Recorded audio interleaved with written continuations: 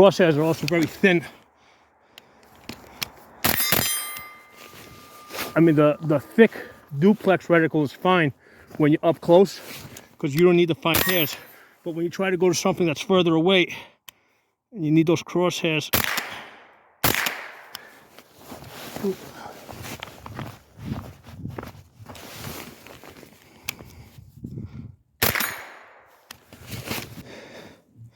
Okay, we're shooting 200 yards with 22 long rifle. We're using the Federal auto match. So here we are in 5X. Okay, so the first thing I'm going to do is I'm going to, since I have a 22 conversion bolt in here, I'm going to dial up 3 mils. Okay, so what the 3 mils does is it compensates for the 22 long rifle having a lower point of impact. Okay, so right now basically I have a 50-yard zero with the you know, on the 22 long rifle by dialing up 3 mils. Okay, I mean, it might be something, I think it's actually something like 3 1/4 or something, but just to simplify it, I go to 3. Okay, next thing I want to do is I want to set my, let's dial in a little bit. Let's dial in. So we're at 200 yards. Actually, that's 10 right there. We're gonna have to adjust the parallax. So that's now this. That, as you can see, as you dial in, it gets a little bit blurry. So that's one of the things that you don't have to worry about with LPVOs. With LPVOs, you don't have to adjust for parallax. Once you get your diopter right in the back, usually it's good for everything else. Here, I lost it. I got dialed down a little bit. Try to get the thing right here. Right, there it is. So let's stay on it. All right, so yeah, it looks like the parallax is just about perfect right there. Okay, so yeah, we can see the bullet hits on the steel. Okay, so so here's the thing. With this thing dialed up to, you know, with a 50-yard zero, right, which is what I have now, my point of aim, or rather the bullet drop that I have to use with the 22 long rifle is 6 mils from here. So the problem with the first focal plane scope is that you can barely tell where the 6 mils is, because as you zoom in with the first focal plane scope, it kind of falls out of your vision, right? So we can kind of see it at the bottom, but we don't have the benefit of that number. Okay, so we kind of have to go from the 4, 5, 6. We have to dial down. Rather, we have to. Oh, I lost it. Where are you? There it is. So normally, like right now, I'm at 10x. Let's take a couple of shots at 10x using the 6. The problem is now I don't know where 6 is because the numbers are too small for me to read. So let's go back. Okay, so now I can see the, there he goes. Now I can see the 4 and the 6. Okay, so what's my magnification there? I'm just curious. 15, right there I'm at 15. So at 15, I can see the 6.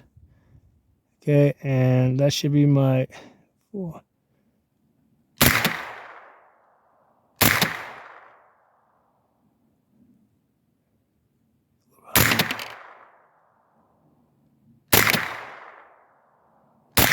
I had to go get electronic earmuffs because I couldn't hear the steel ringing. Okay, so right now we're at, we were at 15 magnification, and our hold, because we have a 3 mil dial up to compensate for the 22 long rifle. Oh shit, I lost it. I'll dial back so I can find it. There it is. All right, and we're basically the drop should be 6 mils, which is kind of hard to see those numbers on the side. All right, but that should be right about there. See if we can hear a ping.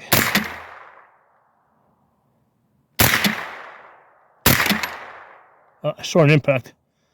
It was low. All right, let's do this. Let's dial up to 25. All right, gotta change the parallax. Yeah, these LPVOs are very it's not LPV. Scopes that have parallax adjustments, I mean, they really force you to use that parallax adjustment. So now, when I'm dialed in at 25, I can barely see the 6 at the bottom. So what I'm going to do is I'm going to dial up to 9. Okay, because I basically need to go another 6 mils up. So we're going to dial up to 9.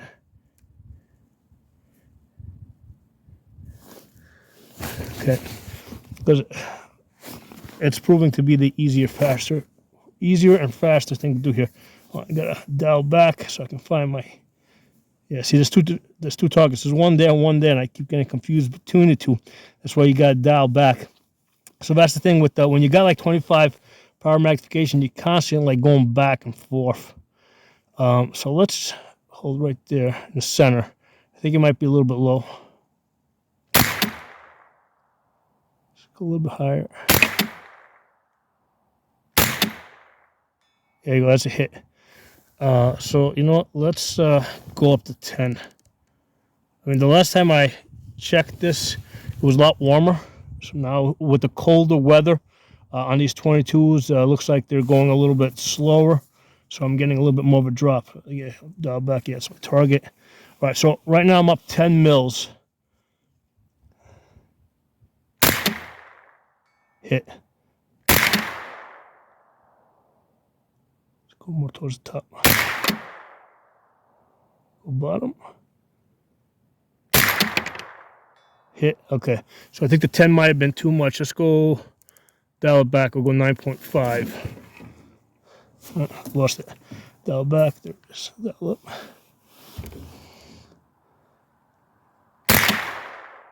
Hit.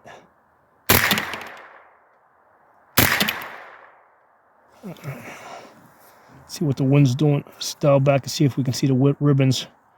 No, it doesn't look like we have any wind. Let's dial up. Okay. Oh, let's go hold center. Let's hold a little bit more towards the top. Hit. All right, let's go to the bottom, see if we can get a hit near the bottom. Hit. Okay. So that's just a 20, because we got a hit at the top, we got a hit at the bottom. So, and there's no significant wind that I can see. So when we get misses, it's just basically the 22s just spiraling out, spiraling out a little bit. Oh, I saw the impact. That was a little high.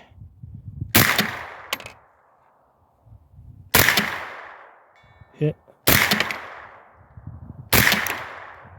Hit. Hit. Let's get that magnet.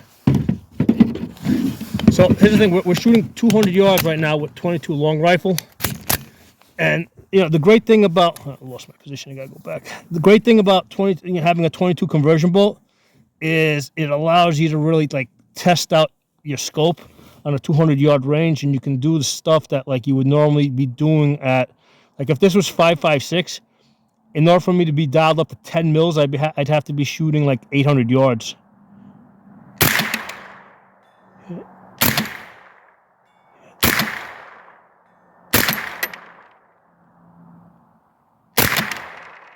Hit.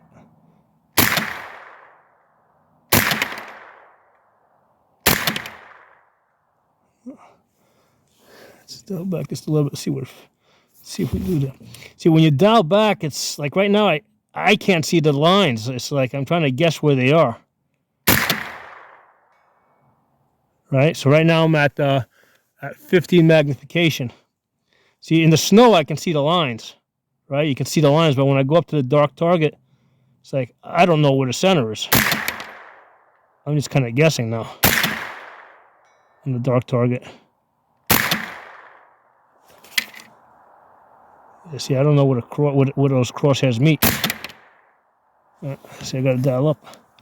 This way I can see the chevron.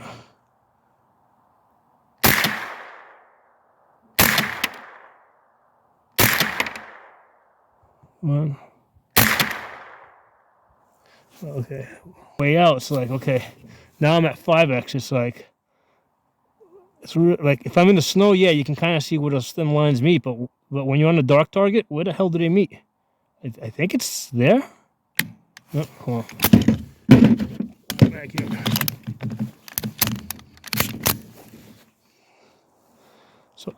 So yeah, in the snow I can see where the lines meet, but not up there.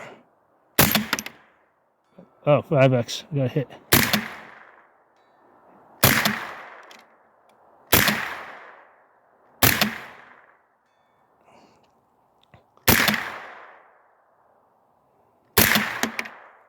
Yeah, I don't know what those are. Let's zoom up a little bit. All right. So there I got a better sense. Can't perfectly see the center. No, let's zoom up even more. All right, so that's the primary arms, 5 to 25 by 56. So yeah.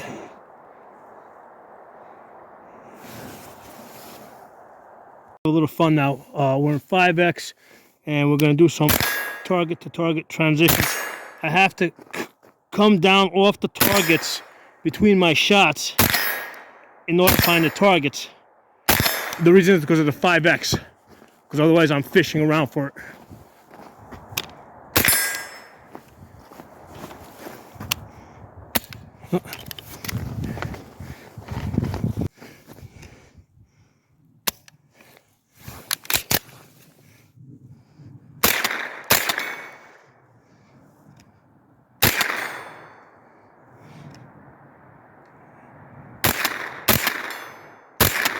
It's hard to tell with the thin lines.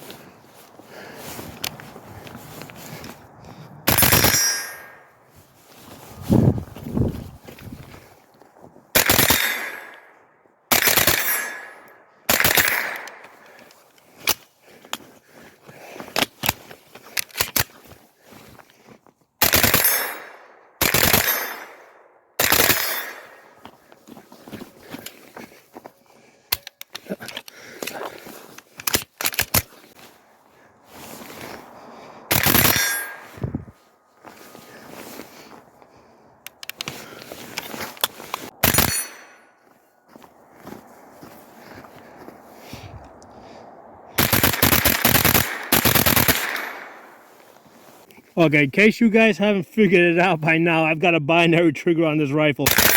Okay, so not a problem in seeking the difference with those thick crosshairs, but when I go out, let's say to 50 yards right there, yeah, I got one hit out of all that. That's because as the gun's moving around, it's hard to find where those thin crosshairs meet. I mean, it's all great when you zoom in, right? Because when you zoom in, you can see those lines. But when you zoom that 5X and you're moving around and the target's a little dark, it's a little hard to see the cross. That's why the horseshoe is like better for CQB type of shooting. This is like a dedicated distance scope.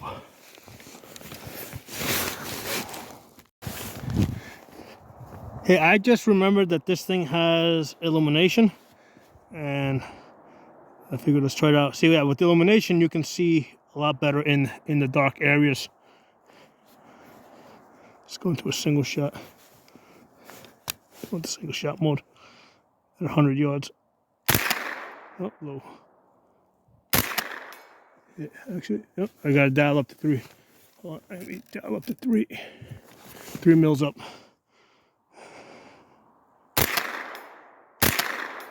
There you go. So the problem with the illumination is that it just eats up the battery. I generally tell people just train without the illumination because you can't be dependent on it.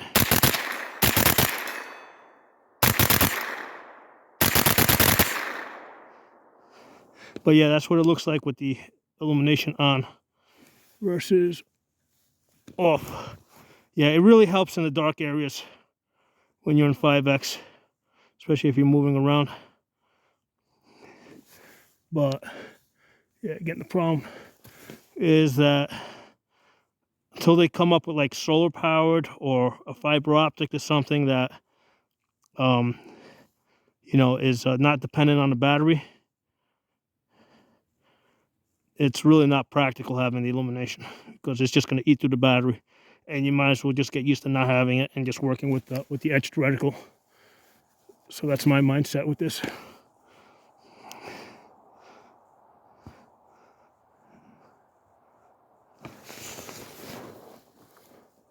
I thought I'd show you guys what we were shooting. Okay, so that's the primary arms 5 to 25 by 56. Okay, and you can see over here we got the 22 conversion bolt in there. Okay, and so this has a 50-yard zero with 556. So what I do is when I'm putting the 22 conversion bolt, what I do is I dial up to 3 mils. So that gives me a 50-yard zero with 22 long rifle. It's just that you gotta remember when you're done, you gotta dial this back down to your zero stop, right? Because I have a zero stop. I have this thing set with a zero stop. I did a separate video on that.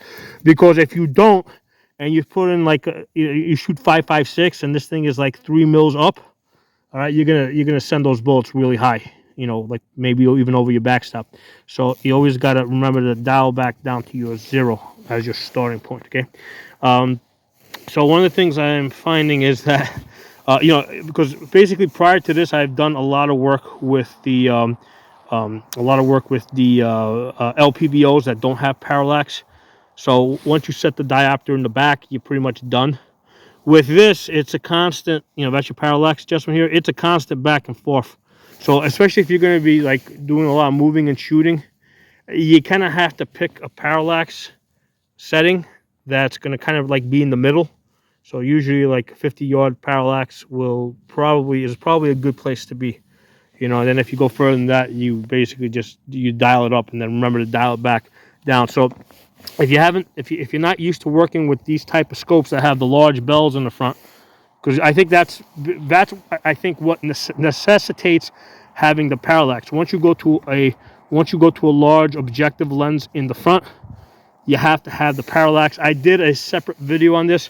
On the LPVOs, like if like your parallax, like let's say once you have it set, when you move your head side to side, the most that you're gonna be off is like maybe 1 inch at 100 yards, right? So if you move your head side to side. With this, it's the same deal. Even when you're in parallax, even when your parallax is perfect, if you move your head, your eye back and forth over here, you're still going to be off 1 inch at 100 yards, okay? So you still have to be centered even after you set your parallax. If you're a little bit off like this, you can be off up to 1 inch. Now, what happened is if your parallax is off here, right? And now you're moving your head back and forth here. Now you can be off 3 to 4 inches at 100 yards, okay? So if you have a scope with a large objective lens and and it has a parallax, you have to have your parallax correct because otherwise you can be way off, okay? So yeah, one of the things I like about the scope is I love this throw lever. They kind of figured out the right height. This is a good height for a throw lever to be at, because any bigger than that, it can snag on things. Any shorter than this, and it tends to be too short to be able to manipulate and grab. So this is a good height, and this is the height that, like, usually I can tell which are like their older scopes and which are the newer ones based like when I look at a picture of them based on this on the throw lever, right? Because this is like all their recent scopes have this size throw lever. So that tells me if it's a newer scope or if it's like an older version that they're usually discounting and trying to sell off cheaper. The mount here is the Discovery. It is a what is it? I forgot what MOA mount it is. It is a 20 MOA mount. Okay. And I did a separate video on this. Basically, what that does is it gives you 4 additional mils of elevation. That's it. I was hoping it would be more, but yeah, it's only the 20 MOA mount only gives you 4 additional mils of elevation. I think that I would be better off with either a 25 or a 30. I've got 30 mils of travel on this top turret, so I've calculated that I can actually use a 30 MOA mount, and that would put me like near the bottom, but not all the way at the bottom. I would still have, I would get a 50-yard zero and still have 3 mils below that, okay, as a margin of error, okay.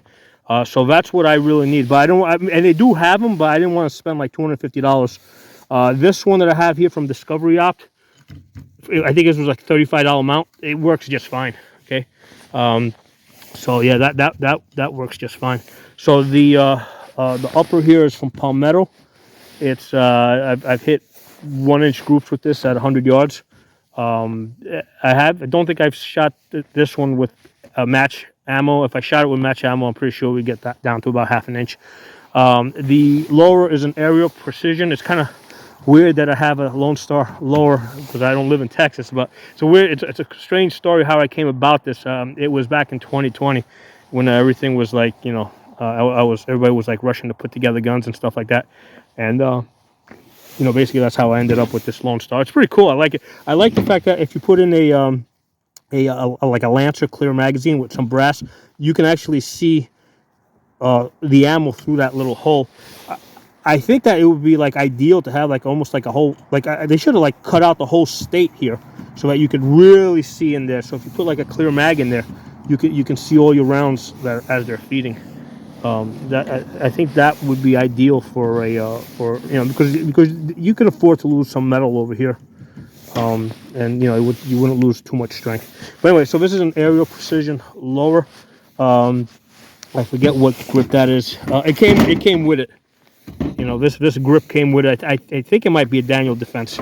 But yeah, that's grip. Not that, you know, like I said, it just came with it, so I took it. It was a stripped lower that I built out, and then I put the Franklin Armory trigger in it. So that's your safe.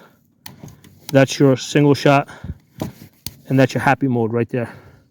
So that's cool. I like how that goes around all the way. So safe, single shot, and then happy mode. And it's actually, you can see it's ambidextrous because that's the right side, that's the left side. This has a longer one.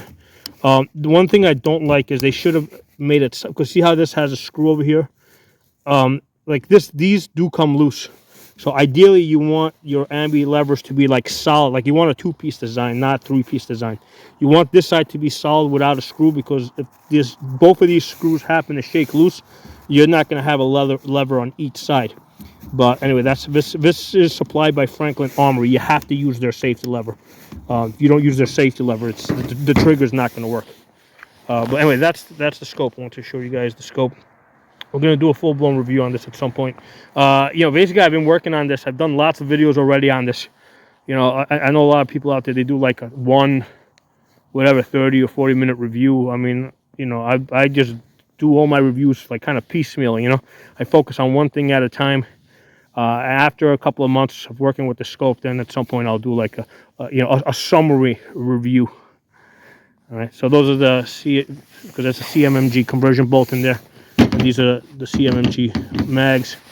That's the Sea Life bipod. It works pretty good. I did a separate review on this. This is working pretty good for me. And that's the ammo we're using, the Federal Auto Match. Works pretty good with the binary trigger. Hey everyone, I wanted to add one more thing. That scope is heavy. That's 2.5 pounds, including the mount on top of that AR. Okay, so as a matter of practicality, a lot of times you're going to end up carrying the scope like this. That's how you're going to end up carrying the rifle. It's just a natural carrying handle. Okay, so I don't know if I'm the only one that does it, but that's a lot of times when I pick it up, that's where my hand goes. Right, this is just like a natural grabbing point right there. So, you know, so this rifle does end up being very top heavy. So a lot of times, like if I'm holding the rifle, like it wants to roll over. So this is obviously a specialized scope. Okay, this is for a very specialized role of distance shooting. Okay.